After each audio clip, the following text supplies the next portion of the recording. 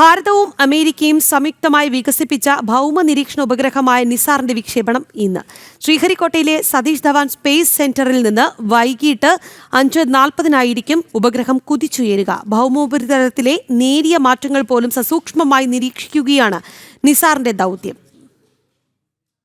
GSLV F-16 റോക്കറ്റാകും നിസാറിനെ വഹിച്ച് കുതിച്ചുയരുക. NASA ISRO synthetic aperture radar എന്നതിന്റെ ചുരുക്കെഴുത്താണ് നിസാർ. ISROയും നാസയും സംയുക്തമായി നടത്തുന്ന ആദ്യത്തെ ഉപഗ്രഹ വിക്ഷേപണം.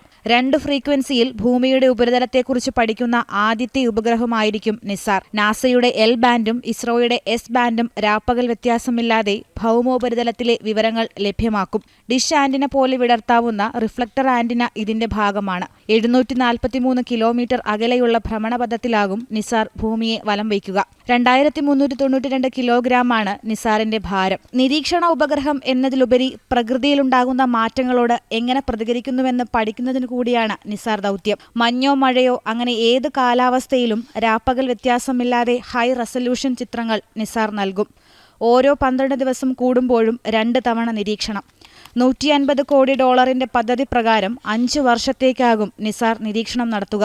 ഭൗമ നിരീക്ഷണത്തിന് പുറമെ വിവിധ മേഖലകളിൽ നിസാർ ഗുണം ചെയ്യും. ഭൂകമ്പം, സുനാമി, അഗ്നിപർവ്വത സ്ഫോടനം, മണ്ണിടിച്ചിൽ എന്നിവ ഉൾപ്പെടെയുള്ള പ്രകൃതി ദുരന്തങ്ങളെ തിരിച്ചറിയാൻ നിസാറിന് കഴിയും.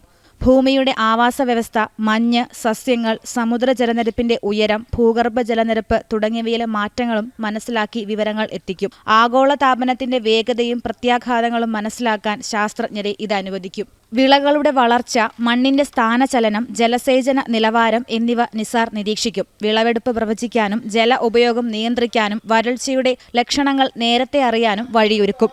അതിവേഗം വളരുന്ന നഗരങ്ങളിലെ ഭൂമിക്കുണ്ടാകുന്ന മാറ്റങ്ങളെക്കുറിച്ച് വിവരങ്ങൾ നൽകും. അണക്കെട്ടുകൾ, റോഡുകൾ, പാലങ്ങൾ തുടങ്ങിയ അടിസ്ഥാന സൗകര്യങ്ങളുടെ തകർച്ചകളെക്കുറിച്ച് മുന്നറിയിപ്പ് നൽകാനും അതുവഴി അപകട സാധ്യതകൾ കുറയ്ക്കാനും നിസാറിന് കഴിയും. ഇതിനു പുറമെ അനധികൃതമായി വനം കയ്യേറാൻ ശ്രമിക്കുകയോ മരങ്ങൾ വെട്ടിനിരത്തുകയോ ചെയ്താൽ അതും നിസാറിന്റെ കണ്ണിൽപ്പെടും. ആവാസ വ്യവസ്ഥയുടെ സംരക്ഷകനാകും നിസാർ. ആഗോള ശാസ്ത്ര മേഖലയിലേക്ക് ഭാരതത്തിന്റെ പരിവർത്തനത്തിന്റെ പ്രതീകമാണ് പുതിയ ദൗത്യം.